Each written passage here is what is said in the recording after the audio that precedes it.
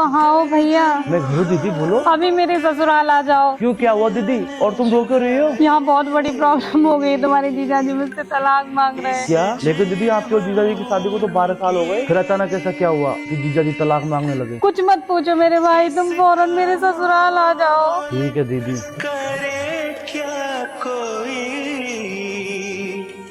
है अनमोल। क्या बात है भाई साहब, बड़े धमाके कर रहे हो? ऐसा क्या होगा कि आप रिश्ता तोड़ने पर उतरा है? समाज में थोड़ी सी इज्जत बची थी, वो भी तुम्हारी बहन ने खत्म कर दी। मैं एक अध्यापक हूँ, लोगों को शिक्षा देता फिरता हूँ कि बूढ़े बुजुर्गों की सेवा करनी चाहिए, लेकिन आज मेरे ही घर में मेरी माँ की जिंदगी नर्क से भी बदतर बन गई। तुम्हारी बहन उसके साथ सही से तो कभी पेश ही नहीं आई, और पिछले कुछ दिनों से इसने तो सारी हदें ही पार कर दी।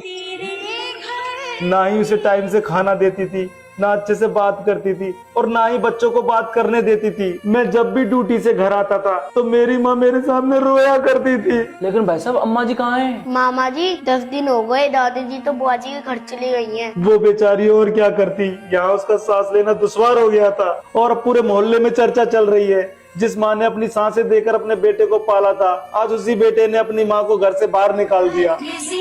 क्या एक माँ कभी अपनी बेटी के पास नहीं जा सकती?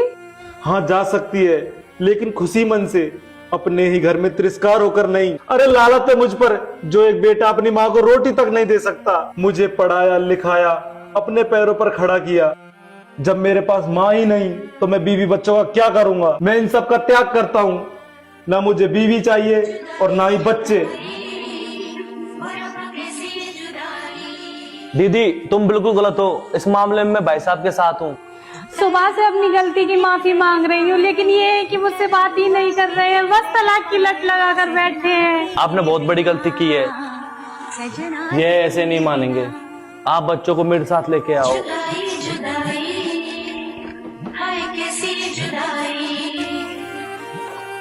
अरे चंगी भैया, आप और भाभी अचानक से, सब ठीक तो है ना? कुछ भी ठीक नहीं है बहन जी। मैं आपके हाथ जोड़ता हूँ बहन जी, बता दो माँ जी कहाँ है, वरना मेरी बहन का घर उजड़ जाएगा। माँ को आए 10 दिन हो गए, तभी से वो उदास रहती है। हर पल बेटे और पोता पोती का जिक्र करती रहती है। ना ढंग से खाती है, ना पीती है, ना हमसे बात करती है। बल्कि मैं आपके हाथ जोड़ती हूँ भाभी, माँ को यहाँ से ले जाओ। वो बेचारी बेटे और पोता पोती की याद कर करके ही मर जाए।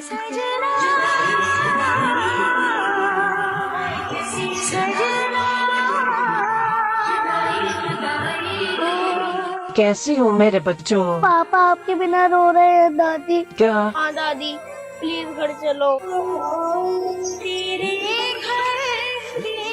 माँ घर चलो, मैं बच्चों की सौगंध खाकर कहती हूँ आपसे फिर कभी झगड़ा नहीं करूँगी। आप घर नहीं गई तो आपका बेटा मुझे तलाक दे देगा, मेरा घर उजड़ जाएगा। माँ। क्या? हाँ माँ। वैसे कैसे तलाक दे देगा? अरे मैं तो मेरी बेटी से मिलने आई थी। चल अपने घर चलते हैं, मैं देखती हूँ उसे। इसका मोल करे